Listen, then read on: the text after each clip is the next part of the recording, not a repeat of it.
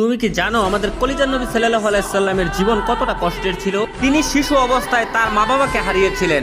মানুষ তাকে এতিম বলে গালি দিত, তার পবিত্র গালে থাপ্পড় মারত। অসহায় নবীর কান্না ছাড়া আর কোনো পথ ছিল না। নবুয়ত পাওয়ার পর তার আপনজনরাই হয়ে ওঠে তার চিরশত্রু। তাকে পদে পদে হত্যার চেষ্টা করা হয়।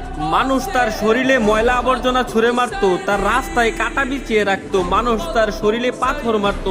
মানুষের ছুরা পাথরে নবী করিম সাল্লাল্লাহু আলাইহি সাল্লামের দাঁত মুবারক শহীদ হয়ে যেত।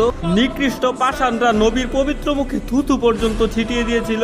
নবী করিম সাল্লাল্লাহু আলাইহি সাল্লামের কষ্টের দহন আরো বাড়লো যখন তার শিশুকালে কলিজার 3 পুত্র সন্তান ইন্তেকাল করেছিল। আবার কলিজার নবীর ঘরে চুলাও জ্বলতো না। ঈদের দিনও তিনি না খেয়ে ঈদগাহে যেতেন। ইসলামের জন্য আমার নবী 3 বছর গাছের পাতা খেয়ে বেঁচেছিলেন। এত কষ্টের মাঝে থেকেও আমাদের কলিজার নবী আমাদের জন্যই শুধু কেঁদেছেন। আমার এই অসহায় নবীকে যদি ভালোবাসো তাহলে কমেন্টে লেখো আই লাভ মুহাম্মদ এবং